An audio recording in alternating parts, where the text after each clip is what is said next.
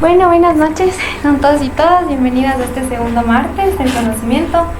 Hoy tenemos el honor de tener a Estefan Minolo, con quien estamos haciendo este ciclo de filosofía y sobre Platón que vamos a tener este mes. Gracias por sumarse a este espacio. También les recuerdo que pasamos todas estas sesiones en streaming, así que pueden verlas o reescucharlas si es el caso en la página de la Alianza Francesa de Quito en Facebook. No se olviden también de seguirnos, de seguir el trabajo de Estefan. Cada cierto tiempo, cada algunos meses intentamos hacer más y más de estas actividades. Para nosotros es un honor siempre tenerles aquí, que se reúnan. Les dejo que disfruten esta segunda sesión. Ya saben que al final también hay siempre una pequeña ronda de intercambios y pues bienvenidos. Buenas tardes a todas y todos. Muchísimas gracias por estar aquí.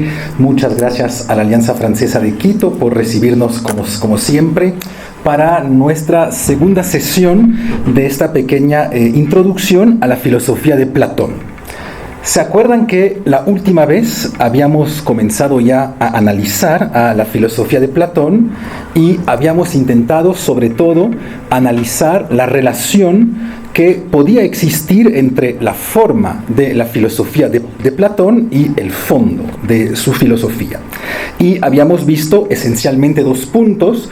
Primero, habíamos intentado mostrar cómo la misma forma del diálogo ya conllevaba toda una filosofía del conocimiento en Platón, su famosa mayéutica, cuando habíamos intentado mostrar que por la misma forma del diálogo podíamos pensar o podíamos entender que para Platón conocer era desolvidar, o que conocer era recordar algo.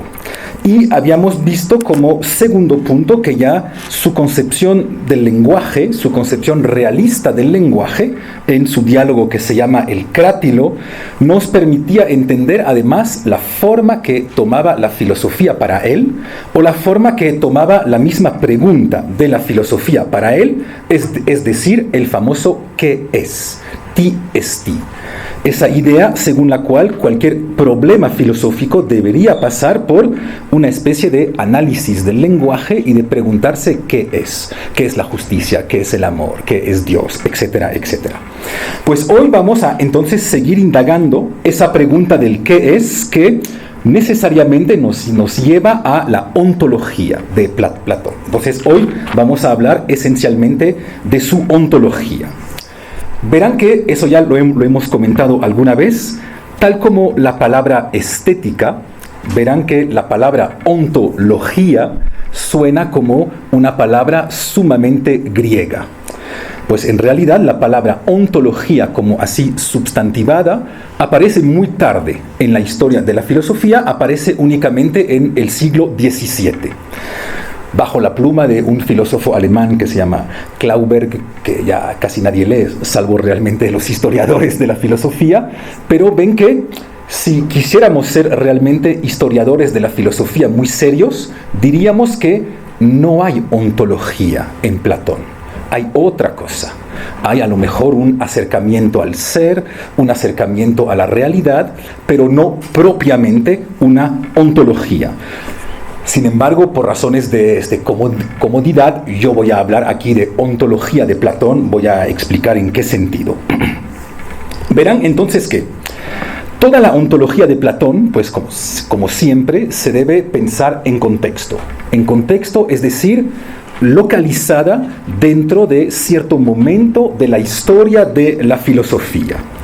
Y en realidad hay dos autores que debemos entender para intentar pensar por qué Platón propone su propia ontología, que parece una ontología sumamente rara en realidad. Y esos dos autores son el autor Parménides y el autor Heráclito. Entonces, primero les digo algunas palabras sobre ambos para que podamos entender cómo y por qué Platón pretende superarlos a ambos. Comencemos entonces por Parménides. Les doy las fechas, aunque siempre sean fechas en realidad sumamente dudosas, nadie sabe realmente cuándo nacieron, ¿eh? Pero se suele pensar, digamos, que Parménides 515 antes de Cristo, 545, 550 antes de Cristo. ¿Ya? Pero una vez más, nadie sabe realmente ¿Cuándo? Viene de una pequeña ciudad que se llama Elea, por eso verán que en muchos textos se habla de él como el pensador fundamental de la escuela eleática. Y disponemos de él, de un solo texto que en realidad no nos llegó directamente a través de él, sino a través de otros filósofos que lo citan, lo que ya les deja pensar qué tan preciso, qué tan real puede ser este texto. ¿Ya? Bien ven que cuando disponemos de un autor únicamente lo que otros filósofos críticos dijeron de él, pues podemos sospechar que en realidad el texto del cual disponemos de él no es realmente el texto original. Pero bueno, disponemos de él de un texto que se llama el poema. Lo que a mí me llena de felicidad por mis propias luchas filosóficas, el primer gran texto filosófico no fue un texto argumentativo, no fue un texto lógico, fue un texto estético, fue un poema. Y obviamente este poema pues, es un diálogo entre un hombre y una diosa. Lo que me llena una segunda vez de felicidad por mis propias luchas personales, cuando mucha gente dice que la filosofía, y sobre todo la filosofía griega, es una filosofía realmente machista. Es realmente el hombre blanco, el sujeto blanco al centro de todo. Pues ven que cuando la misma filosofía surge con Parménides, vamos a ver que el hombre es quien se equivoca y la diosa, es decir, la figura femenina, es quien realmente tiene razón en este caso. Por lo que eso de la filosofía machista, tal vez las cosas sean un poco más difíciles. La idea entonces es la siguiente. Se van a oponer en este poema dos discursos diferentes. Lo que piensa el ser humano y lo que piensa la diosa. Lo que piensa el ser humano consiste en decir que dentro del mundo todo es cambio. Todo está en constante cambio. Al contrario, lo que piensa la diosa es que hay una especie de estabilidad fundamental del ser, tal como si el cambio fuese únicamente una especie de error interpretativo del ser humano. Desde el punto de vista de los seres humanos, a lo mejor nosotros percibimos que hay cambio en el mundo, pero la verdad o la realidad es que desde el punto de vista de esta diosa, pues en realidad no hay cambio.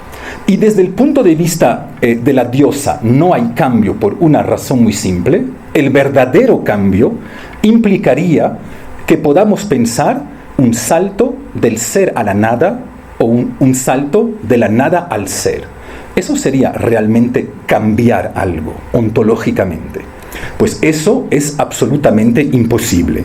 Por lo que lo único que nosotros vemos en realidad son cambios en el ser, aunque no existan cambios del ser.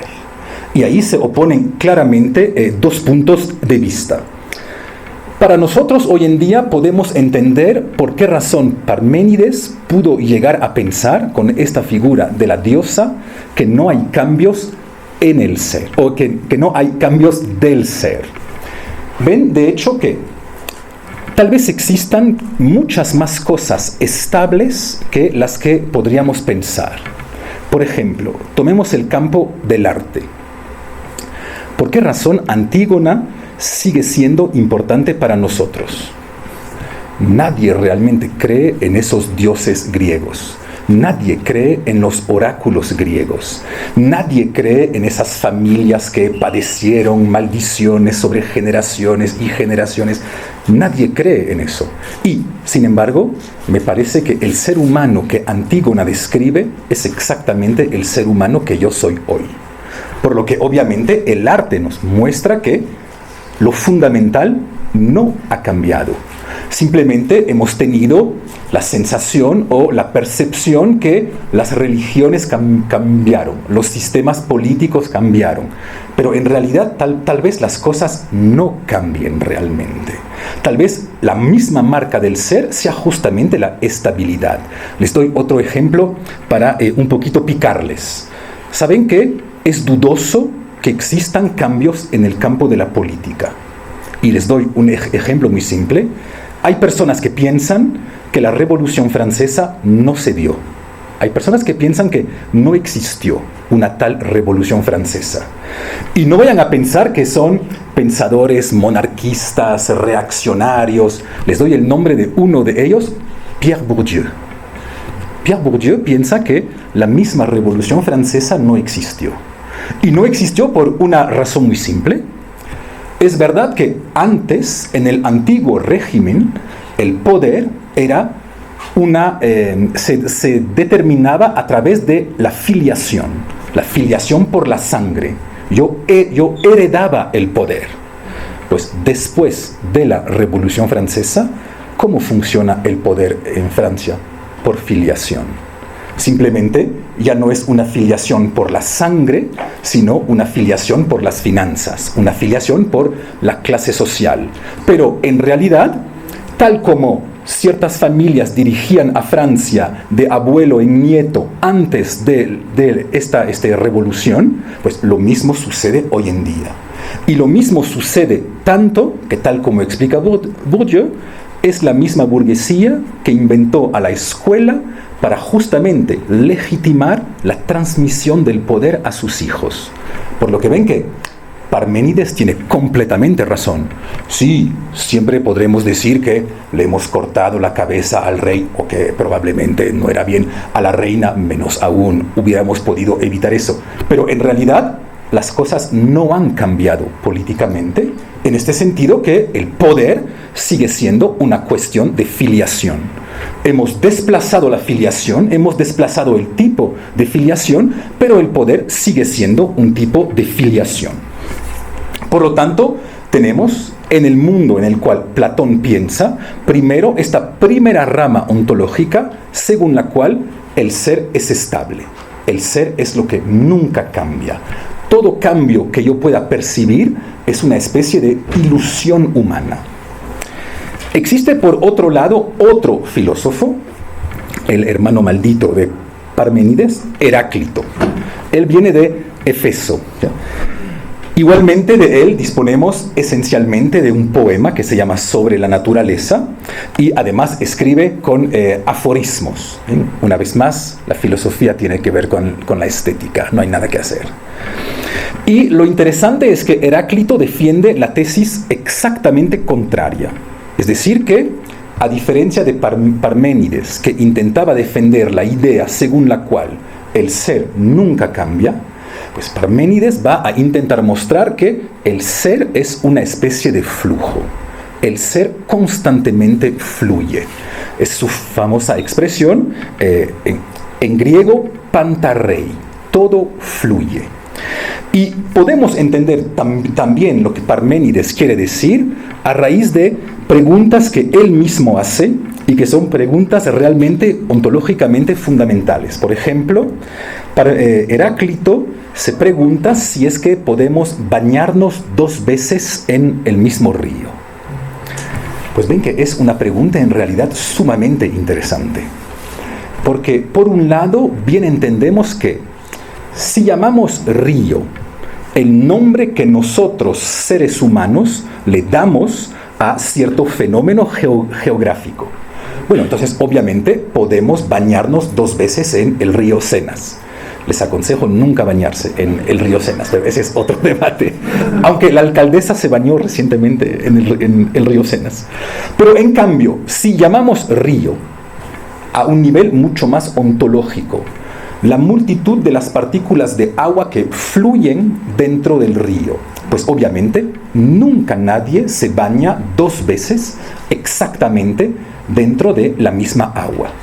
Por lo que esta idea según la cual todo fluye es una idea sumamente interesante, que consiste en decir que cualquier identidad que nosotros vayamos a pensar es únicamente una identidad nominal, una identidad lingüística, es una especie de nombre. Eso es lo que no cambia. El nombre río Sena no cambia, pero el agua del río como tal, al nivel ontológico, constantemente cambia y nunca es la misma.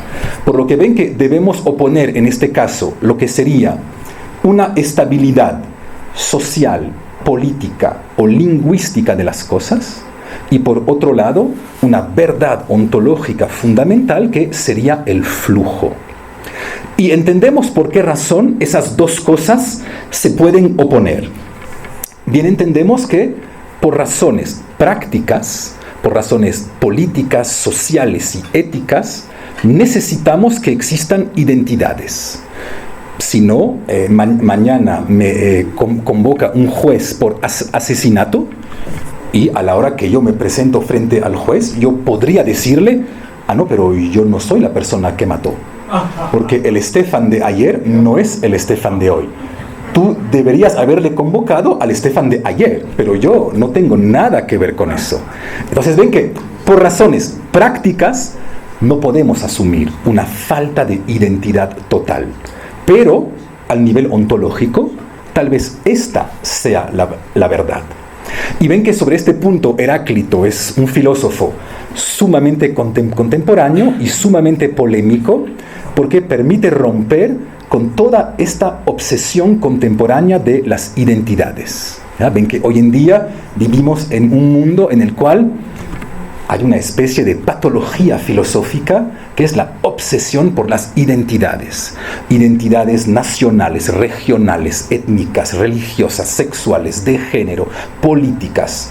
Pues ven que en el caso de Heráclito, alguien que me dijera, Stefan, ¿cuál es realmente tu identidad? Pues la única opción que yo podría decirle es 1707069903. Porque en realidad eso es lo estable en mí. Eso es lo único que no ha cambiado en mí.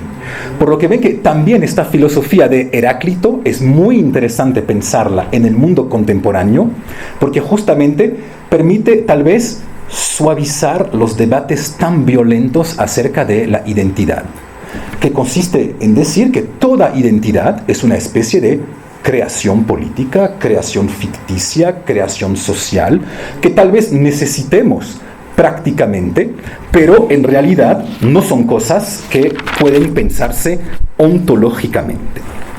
Entonces ven que el mundo ontológico en el cual piensa Platón es realmente un mundo en el cual se oponen dos tesis radicalmente diferentes.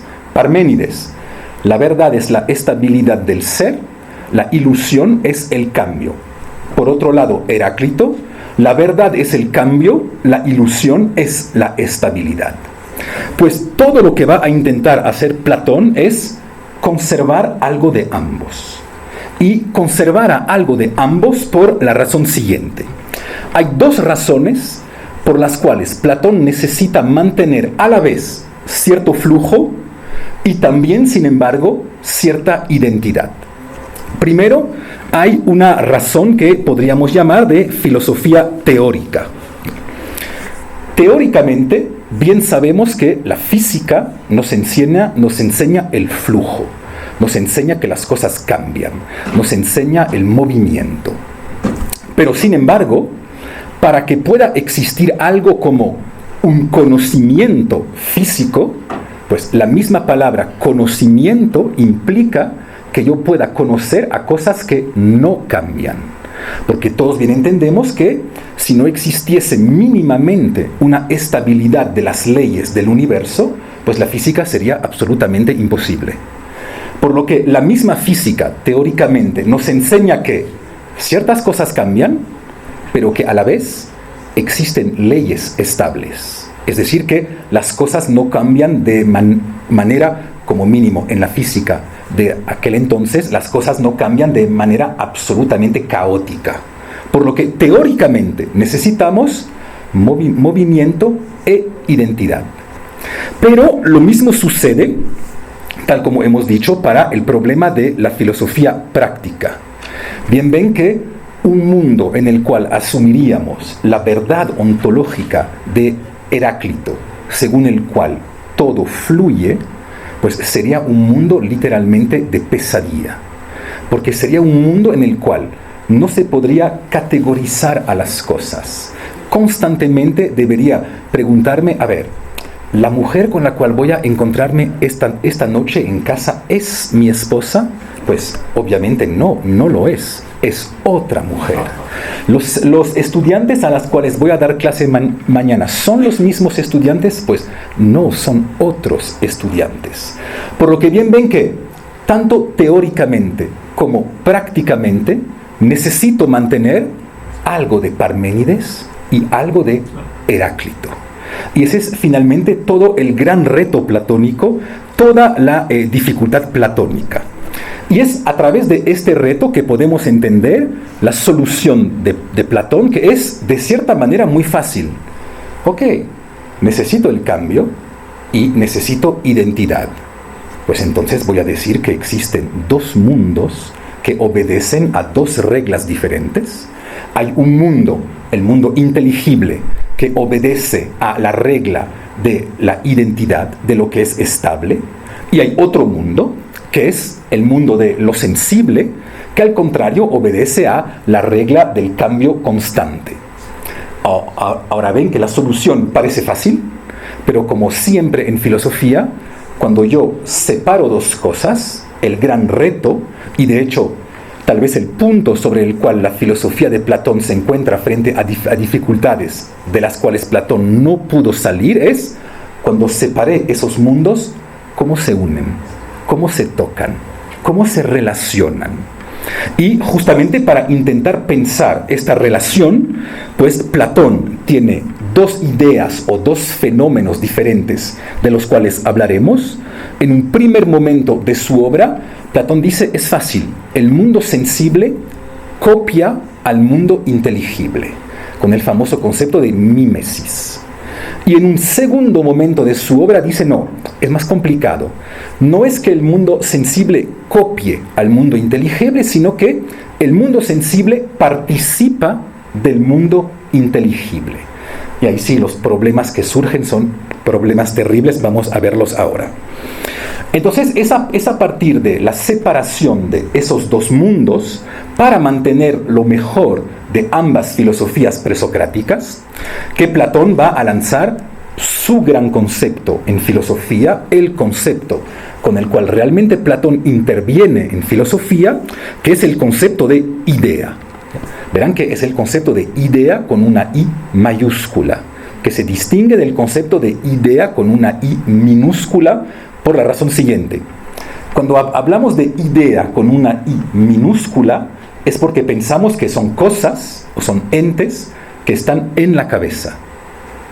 Cuando hablamos de ideas con una I mayúscula, es decir, de ideas platónicas, es porque pensamos que son cosas que existen de manera autónoma por fuera de nosotros. Es decir, que literalmente tienen algún tipo de existencia autónoma. La palabra idea no es una palabra que Platón inventa en filosofía. Ven que de vez en cuando la filosofía inventa palabras. La mónada, lo práctico inerte, etcétera, etcétera. No, en el caso de la idea es la vieja palabra griega eidos, que en realidad significa forma visible. Es decir, lo que yo puedo ver que determina a un objeto. Entonces les doy un ejemplo para que vean que es algo en realidad muy fácil. Tomemos 5 perros de 5 razas diferentes. Pues verán que tienen algo en común. No importa qué, una especie de perreidad. Pues lo que tienen en común esos 5 perros es la forma visible del perro. Es decir, es la misma idea del perro. Y ven que por esta razón la palabra de idea, pues justamente remite a nuestro concepto de esencia. Es decir, lo que más determina algún tipo de ser. ¿Cuál es realmente la cosa que yo no le puedo quitar a un perro sin que deje de ser perro? Ven, por ejemplo, que el color no entra dentro de la idea de perro. Puedo pintar a un perro, no lo hagan, pero puedo pintar a un perro, sigue siendo un perro. Puedo cortarle una pata, sigue siendo un perro. Puede ser más grande, más pequeño, sigue siendo un perro. ¿Qué es lo que el perro no puede perder sin dejar de llamarse perro?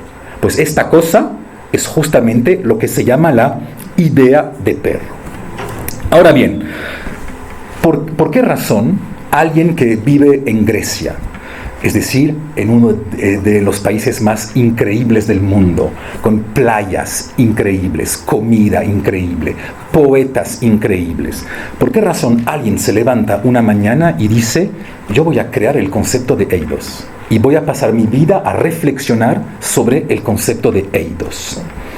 Pues ven que la única manera de entender eso, y ahí la filosofía se vuelve realmente interesante, es de plantearse qué tipo de dificultad tenía que resolver Platón para asumir crear un concepto, para asumir hacer filosofía. Porque ven que nadie se levanta una mañana y se dice, voy a preguntarme cómo son posibles los juicios sintéticos a priori. No, o sea, nadie se plantea cosas así. Cada vez que alguien interviene en filosofía es porque tiene una dificultad que resolver, tiene un problema que resolver. Y la filosofía, a pesar de lo que se pueda decir, no es únicamente una actividad teórica.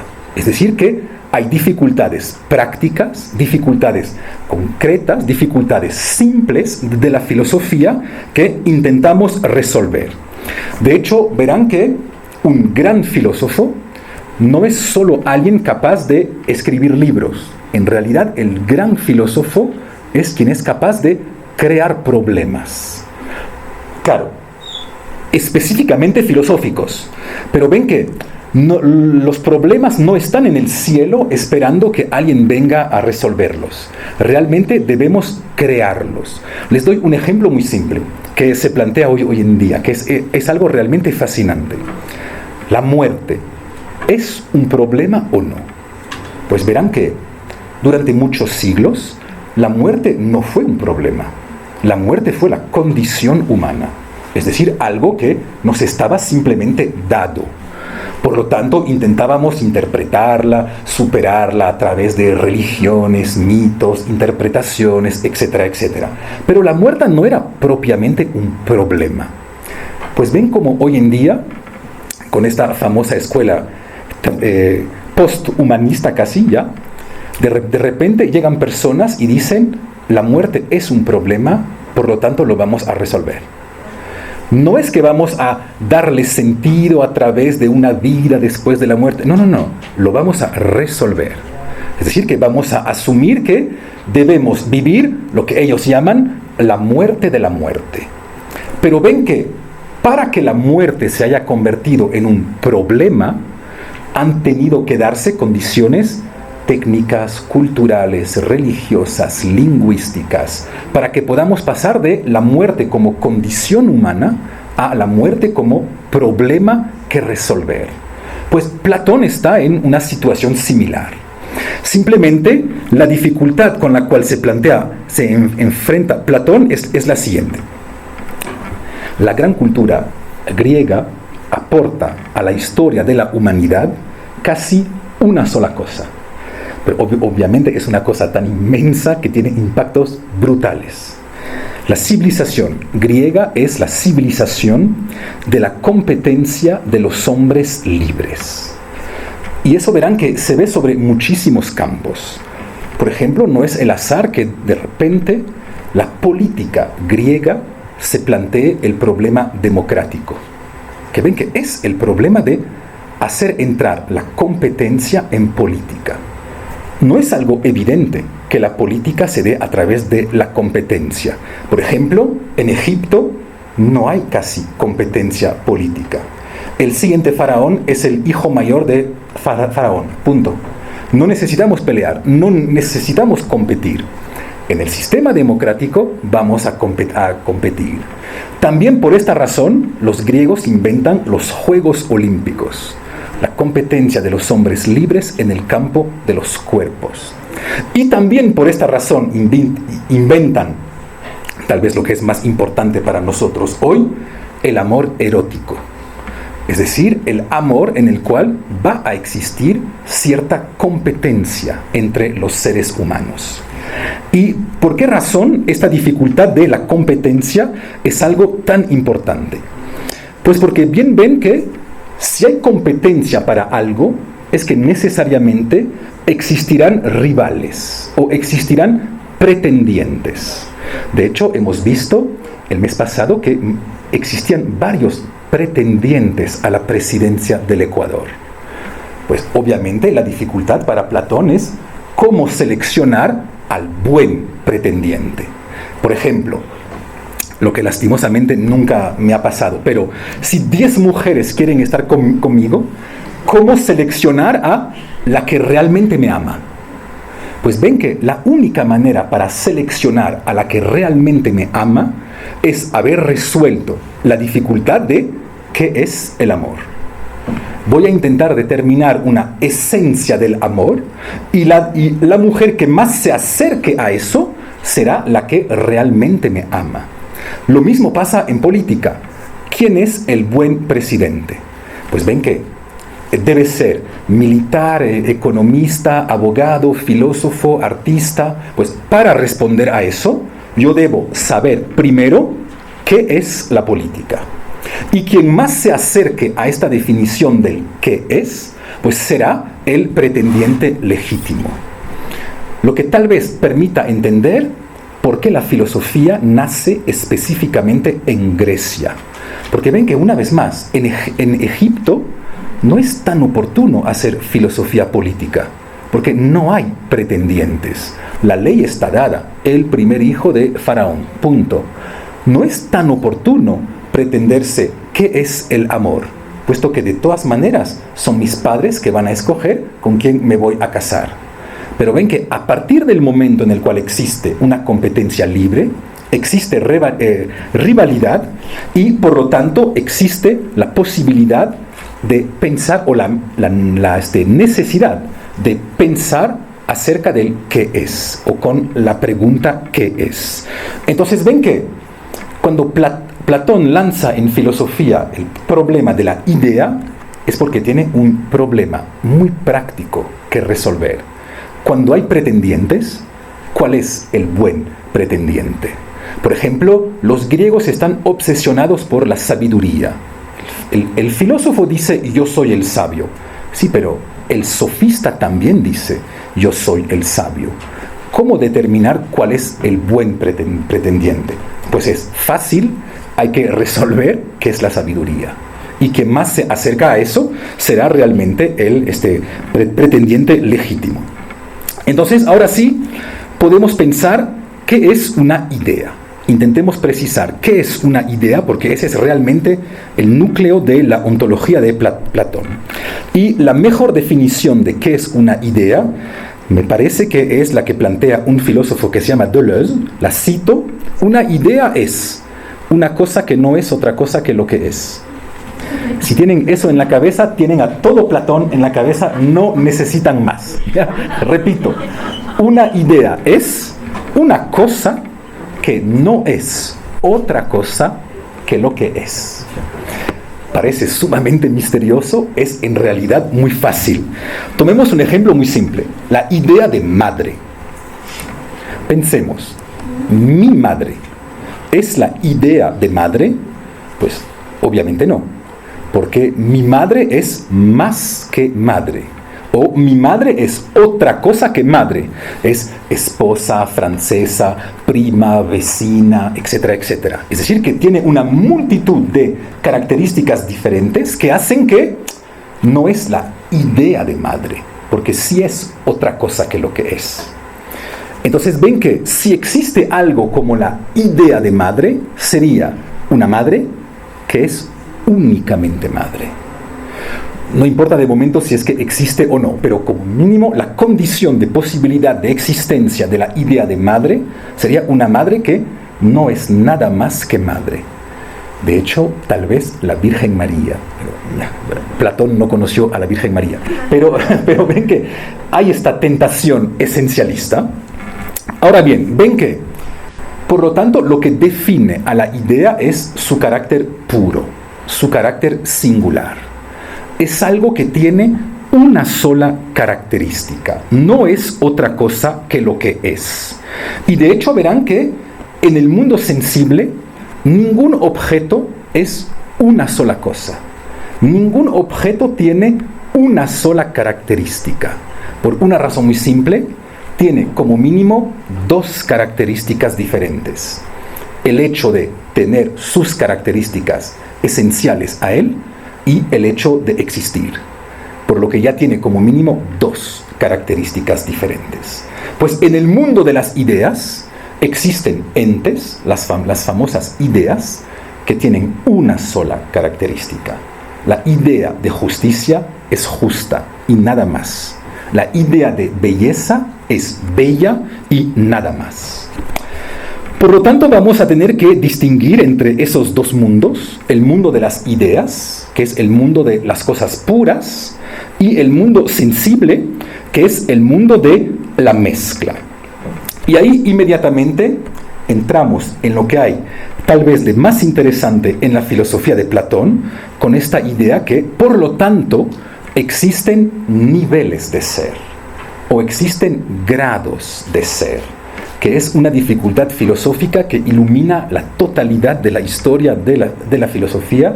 Se preguntarán si hay grados de ser, si hay cosas que son más o menos que otras, o si al contrario, en ontología la única opción es 1 o 0, o bien soy, o bien no soy. O si podríamos pensar, por ejemplo, que mis sueños son un poco menos que esta mesa, o si Dios es un poco más que esta mesa. Es decir, si existen niveles de ser. Pues bien vemos para Platón que claramente existen niveles de ser. Y entendemos por qué razón existen esos niveles de ser. Existe el mundo inteligible, el más alto, el puro. Y este mundo inteligible es un mundo que el mundo sensible copia. Es una especie de copia material del mundo de las ideas. Ok, pero ¿por qué razón debería ser un mundo ontológicamente inferior? Podríamos pensar que coexisten los dos mundos al mismo nivel ontológico. Pues obviamente Platón va a decir que no, por su mismo concepto de copia, del cual no voy a decir muchas cosas porque hablaremos de él en estética. Pero ven que el simple hecho de decir que el mundo sensible copia al mundo inteligible ya los está jerarquizando. Porque hay uno que es original, el original, y hay otro que es una copia. ¿Y cuál es el problema de la copia? Pues como todos bien sabemos, la dificultad de la copia es que toda copia implica mezcla. En este sentido que si yo copio un cuadro de Picasso, en mi cuadro habrá algo de Picasso, pero también lastimosamente habrá algo de Stefan. Por lo que de cierta manera ya no será la pureza de la creación de Picasso, sino una especie de creación de Picasso parasitada por la mano de Stefan, que se mezcla a él. Pues ven que el mundo sensible funciona exactamente así. ¿Por qué razón es un mundo que debemos jerarquizar de manera inferior? Pues porque es el mundo de la mezcla. Es el mundo en el cual, al copiar, mezclamos. Muchos autores señalan que esta obsesión de lo puro en Platón políticamente es muy delicada, porque bien se imaginan el uso que se puede hacer de filosofías que van a plantear que lo puro es más importante, es ontológicamente superior al mundo de la mezcla, es decir, al mundo de cosas que son impuras. Entonces, dos mundos diferentes, un mundo inteligible, un mundo sensible. La relación es una relación de copia que por lo tanto implica jerarquización. El mundo sensible no es solo otro, sino que es además superior. Y ahora sí, con esos conceptos en mente, pues podemos leer el texto de la ontología de Platón, la famosa alegoría de la caverna, que aparece en el diálogo que se llama República, página 514a, libro 7. Es un texto de 2 páginas y media, deben absolutamente leerlo alguna vez, porque es un texto que realmente determina a gran parte de la civilización occidental. Punto 1, señalo que no es un mito, Existen mitos en Platón. Platón utiliza muchísimos mitos, pero la caverna no es un mito, es una alegoría. Así verán que alguien que les habla de el mito de la caverna, ya saben que nunca realmente leyó el texto. Es la alegoría de la caverna. Bueno, entonces, libro 7, página 514a. Les cuento rápidamente más o menos de qué va y de ahí comentamos 6 puntos filosóficos que podemos sacar de esto. Sócrates relata, imaginemos una caverna dentro de la cual están atados seres humanos. Están atados seres humanos y solo pueden percibir sobre la pared del fondo ciertas sombras que se mueven, sombras que un fuego proyecta sobre la pared de la caverna. Obviamente esos hombres, como es la única realidad que ellos conocen, cuando hablan entre ellos, a ninguno de ellos se les ocurre que podría existir otra realidad. Por lo que hablan de las sombras tal como si fuesen realmente la misma estructura del mundo, la misma estructura del ser. Algún día, relata Sócrates, y ahí es un punto sumamente importante, porque siempre se nos suele vender la idea que algún día el filósofo rompe las cadenas, se levanta y sale de la caverna. Ya, pues cuando lean el texto verán que es falso. Algún día, dice Sócrates, se le obliga a uno de ellos a salir de la caverna. Así que no es que él salga, no. Se le obliga y se le maltrata para sacarlo de la caverna. Y ven que eso ya dice mucho sobre qué es la filosofía. ¿Se acuerdan que la frase 1 de la metafísica de Aristóteles es: los hombres desean naturalmente conocer?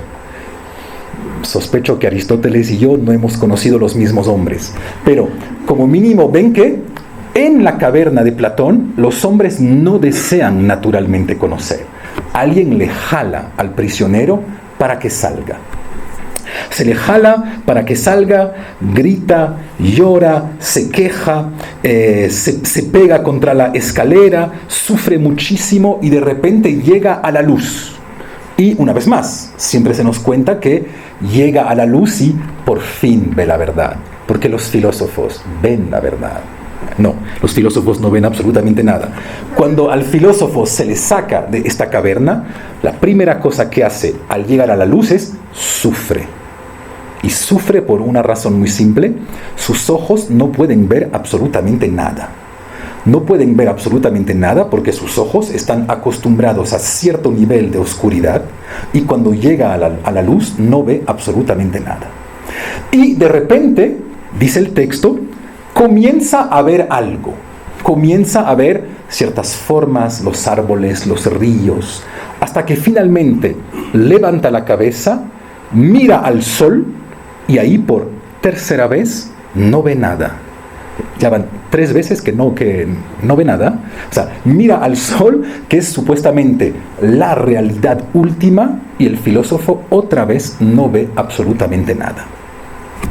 Una vez que vio esto, por alguna razón misteriosa que el texto nunca realmente explica precisamente, decide regresar en la caverna.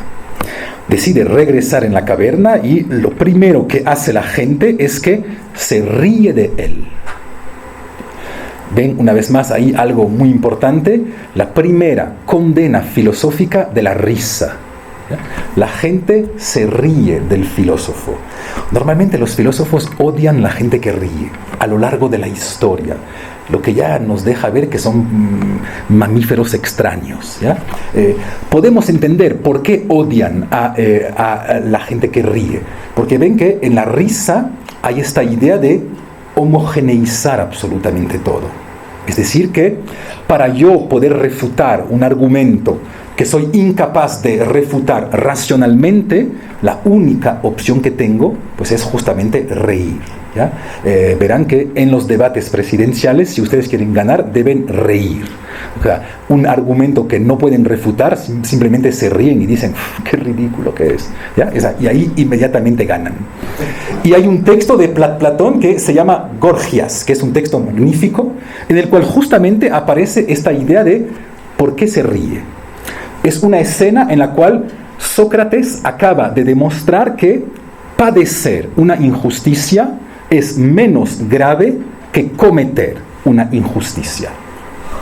Lo que para nosotros es algo absolutamente impensable casi. Y obviamente, pues alguien que está ahí, un sofista que se llama Callicles, se ríe y le dice, pero mira Sócrates, bien ves que tu argumento es totalmente ridículo. Escucha el pueblo de Atenas que se ríe. ¿Ya? Y Sócrates tiene esta frase magnífica, sí, Callicles, la gente ríe, pero no te puedo dejar pensar que al reír me refutaste. Es decir, que el filósofo racionalista, que argumenta, etcétera, etcétera. Entonces el filósofo regresa en la cueva, la gente primero ríe de él, pero lo más importante es la última frase del texto, cuando Sócrates dice, y hasta podríamos imaginar que lo maten. Es decir, que literalmente lo linchen. Y ahí bien entendemos que en este caso, entonces, la filosofía está sumamente vinculada con la violencia. Hay violencia en filosofía.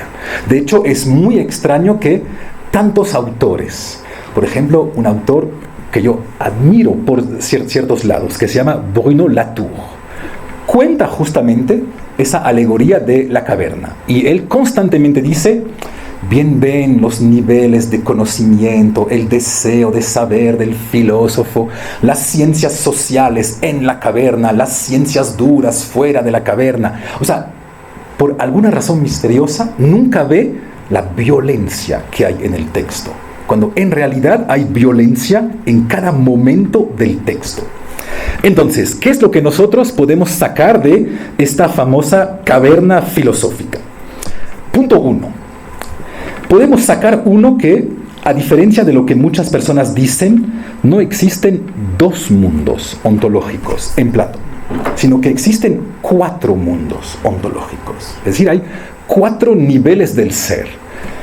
2 niveles dentro de la caverna, 2 niveles fuera de la caverna. Comencemos por lo que sucede en la caverna. Pues bien, ven que en la caverna hay 2 tipos de realidades diferentes. Primero, las sombras sobre la pared. Pero obviamente, para que pueda existir esas sombras, debe también existir objetos de las cuales esas sombras son sombras. Por lo tanto, en la caverna existen sombras, pero también los objetos de los cuales son sombras. Por lo que 2 realidades diferentes adentro. Lo mismo sucede afuera. No hay una realidad afuera, sino 2 realidades diferentes. Primero, los objetos que el famoso filósofo ve. Los árboles, los ríos, etcétera, etcétera. Pero imaginemos que por mala suerte, lo que sospecho que les ha pasado a muchos filósofos, salieron de la caverna de noche. Pues ven que en realidad no vieran absolutamente nada. No basta con salir de la caverna.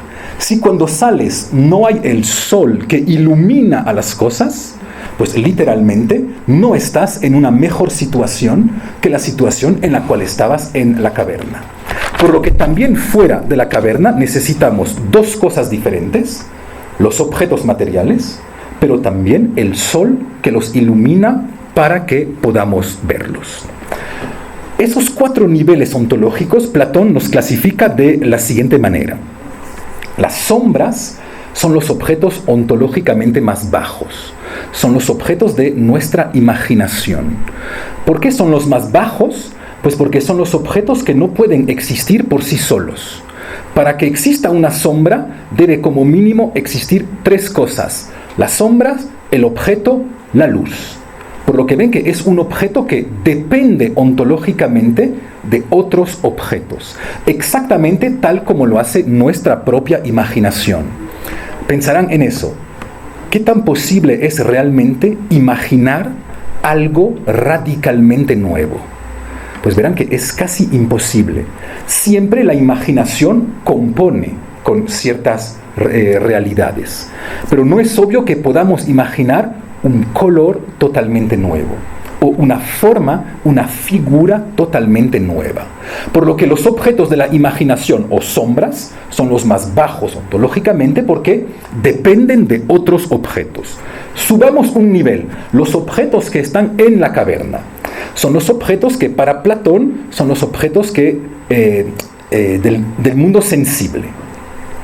Esos también son objetos bajos. Por una razón muy simple, son objetos construidos por nuestra sensibilidad. Es decir, son objetos que dicen mucho más de la relación que mantenemos con el mundo que del mundo como tal. Mi famoso experimento filosófico, bueno, no es mío, es de Malebranche. El experimento filosófico de Malebranche: 3 baldes de agua, agua caliente, agua tibia, agua fría. Dejo mis manos 10 segundos en los dos baldes extremos y de repente pongo ambas manos en el agua tibia. Pues verán que a la mano que estaba en el agua caliente, el agua tibia le parece fría. A la mano que estaba en el agua fría, el agua tibia le parece caliente. Lo que demuestra que nuestra sensibilidad no nos dice lo que las cosas son, sino que nos dicen el tipo de relación que tenemos con las cosas. Por lo que no nos permiten llegar a la esencia de las cosas. De ahí que sean igual un nivel bajo, dentro de la caverna. Tercer nivel, el nivel ahora sí de las entidades que ve el filósofo al salir.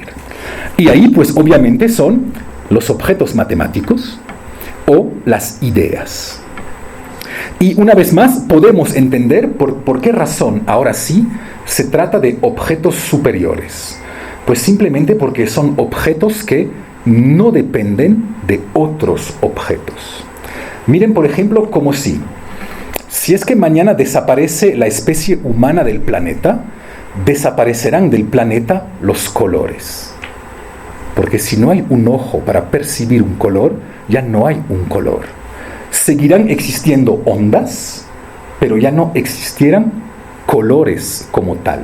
En cambio, una relación matemática, por ejemplo, la densidad de Marte, que existan seres humanos o que no existan seres humanos, ella seguirá existiendo. Por lo que en este caso entendemos que los objetos o las relaciones matemáticas son ontológicamente superiores porque no dependen de un ser humano o no dependen de otro ser para poder existir. Por así decirlo, son entidades autónomas, entidades ontológicamente independientes. Último nivel, el más alto, obviamente el Sol, que es para Platón la idea del bien, que es uno de los puntos más misteriosos de toda la filosofía de Platón. Y es un punto misterioso por la razón siguiente. Siempre se nos dice, con razón o con cierta razón, que Platón es un filósofo racionalista. Es el filósofo para quien conocer es conocer esencias y conocerlas a través de la razón. Además, esto puede explicar que en muchos textos Platón diga: la matemática es la ciencia más alta porque es la que realmente me prepara a ver a las ideas, me prepara a conocer cosas eternas. Es cierto, pero eso es olvidar que hay un cuarto nivel, hay una cuarta entidad, justamente el Sol, que tal como dice Platón, no se conoce por deducción, tal como se hace en matemáticas, sino que se conoce por intuición. Y ven que intuición viene del latín intueri, que significa ver a través de. La intuición es una especie de visión. Pero sobre todo la intuición en este caso es un contacto directo. Y de ahí que Platón haya determinado para muchos siglos en filosofía la idea según la cual la verdad es una idea es una cuestión de parusía, es decir, de copresencia. Percibir una verdad es realmente estar al contacto de ella, estar presente con ella. Y miren cómo eso se difundió en toda la civilización occidental con lo que Derrida, obviamente, denunció como la metafísica de la presencia. Miren cómo estamos todos obsesionados por la presencia. Pensamos, por ejemplo, que las clases presenciales son mejores que las clases virtuales. ¿Por qué razón? En realidad nadie sabe. Pensamos que las relaciones sentimentales presenciales son mejor que las relaciones sentimentales virtuales. No es obvio, pero como mínimo pensamos eso. Los católicos piensan que después de haber fallecido estarán por fin en presencia de Cristo. ¿Ya? Ven que esta obsesión por la presencia pues viene justamente del nivel más alto de ontología que existe en Platón, pero ven que es un nivel en realidad místico. Es decir, que no es el momento de la racionalidad, no es el momento del pensamiento, es el momento en el cual miro al sol y me dejo penetrar por él, me dejo habitar por él. Por lo que esa idea de un Platón totalmente racionalista, ven que es una parte de Platón, es una parte de la lectura de Platón. Tal vez lo que hay de más alto en Platón sea mucho más místico que este racionalista. Otro punto que sacamos de este texto. No existe una ceguera en Platón. No es que los pobres prisioneros no veían absolutamente nada y de repente el filósofo ve. Ven que en la historia hay varias cegueras.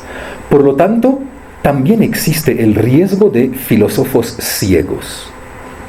La ceguera no es únicamente el riesgo del pueblo, no, es también el riesgo de la filosofía. Y Platón en este caso ya lo sabe. ¿Qué implicaría en este caso un filósofo ciego? Pues implicaría un filósofo que quiere mirar al sol directamente. Es decir, el filósofo que piensa que yo, como este filósofo, puedo no ver los árboles, no ver los ríos, no ver absolutamente nada, miro inmediatamente al sol. Pues si hago eso, soy un filósofo ciego, soy un filósofo perdido.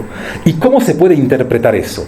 Pues sería el caso de un filósofo que quiera hacer únicamente filosofía. Un filósofo que piense que la filosofía no se nutre necesariamente de la historia, de la antropología, de la sociología, de la teología, de las matemáticas.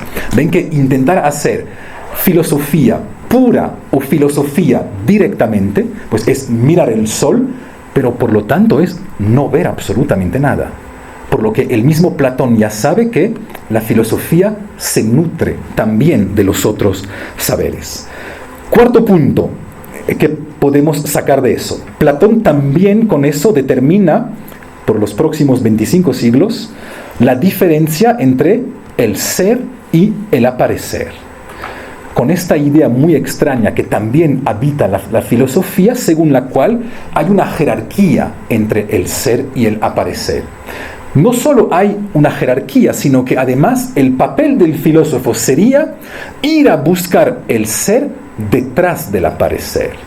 Tal como si el aparecer no bastara, tal como si el aparecer no fuese la única realidad de las cosas. Intentamos ir a buscar detrás del aparecer. Y ven que esto es lo que probablemente abre en gran parte no solo la historia de la filosofía, sino que la historia de la metafísica. Hay personas a las cuales la física no les basta. Quieren algo meta. Quieren algo más allá, tal como si este mundo no fuese lo único que hay. Ven que alguien podría decirle a Platón, pero cuando tú sales de esta caverna, en realidad entraste en otra caverna, pero no hay posibilidad de salir de la caverna.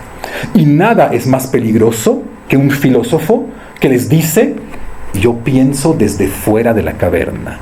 Es decir, un filósofo que no asume que él también está determinado históricamente, inconscientemente, biológicamente, culturalmente, lingüísticamente, etcétera, etcétera. Es decir, el filósofo que viene a decirnos, yo voy a decirle el ser tal como es.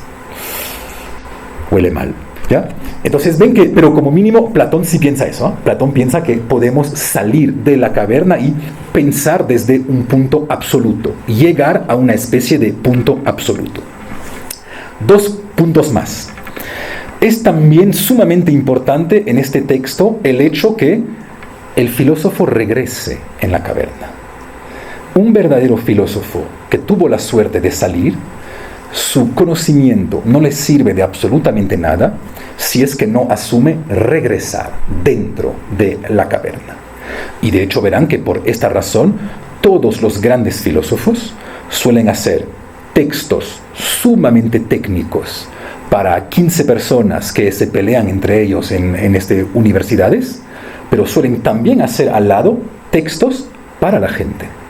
Textos para la gente que no puede dedicar 8 horas diarias a la filosofía. Por ejemplo, verán, cada vez que Badiou saca un texto filosófico súper denso, súper conceptual, justo al lado saca un pequeño texto, Manifiesto por la Filosofía, que parece más fácil, en realidad no es tanto más fácil, pero un texto como mínimo para que la gente pueda leerlo. Descartes escribe las Meditaciones metafísicas, sumamente difícil, pero también escribe el Discurso del método, y de hecho lo escribe en francés, lo cito, lo lamento, para que hasta las mujeres puedan leerlo. Por lo tanto, ven que hay esta idea, pero que ya encontramos en Platón, según la cual el filósofo que no regresa en la caverna no es completamente filósofo, no asume totalmente el papel de la filosofía. Y último punto para cerrar hoy, obviamente la filosofía implica necesariamente cierta relación con la violencia. Primero, ven que el filósofo que sale se hace violencia. Y de hecho todos conocemos eso.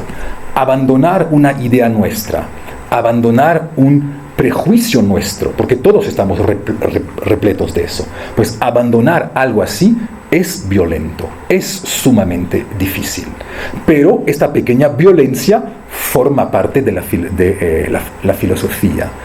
Segunda violencia, cuando el filósofo regresa en la caverna, padece la violencia de todos. Pues esta violencia forma parte de la filosofía. Por así decirlo, un filósofo que nadie ataca, un filósofo que nadie critica, pues es chévere. Eso se llama un filósofo que no existe. Es decir, es un filósofo que publica para él en su oficina. O sea, es genial. Yo estoy muy a favor de los fenómenos masturbatorios. Pero en filosofía, obviamente, si no te ataca a alguien, no existes, no eres filósofo. Por lo que es muy normal que debamos asumir la violencia a la cual se expone el filósofo. Y ahí ven una vez más lo que comentábamos la última vez, esta posición que de cierta manera cabe muy bien con cierta lógica cristiana del mundo. Porque ven que esta idea según la cual estoy dispuesto a asumir la muerte por la verdad es una posición crística en realidad. Entonces, todo lo que vamos a intentar ver en la próxima sesión, ya cerrando eso de ontología, es la pregunta que nos queda que resolver hoy: ¿qué tanto esta violencia de la filosofía vale la pena? ¿Qué tanto realmente vale la pena hacer filosofía si el mismo Platón nos dice, pero te van a querer matar? Es decir, lo dice Platón. Por lo tanto, ¿vale la pena realmente hacer filosofía? Pues entonces el próximo martes preguntaremos ¿qué es lo que gana el filósofo que vale la pena asumir esta violencia de la filosofía? Y la pregunta de Platón la respuesta de Platón es algo magnífico. Lo que gana el filósofo es la vida. ¿Qué es lo que gana el filósofo? Vivir. Es decir, pasar del estado en el cual uno sobrevive, el estado biológico, que no está mal, pero es un estado inferior al estado en el cual uno realmente vive. Por lo que el próximo martes preguntaremos ¿qué significa vivir en filosofía? ¿Qué podemos esperar de la filosofía? Y por decirlo claramente, ¿de qué nos puede salvar la filosofía. Muchas gracias por su atención esta noche.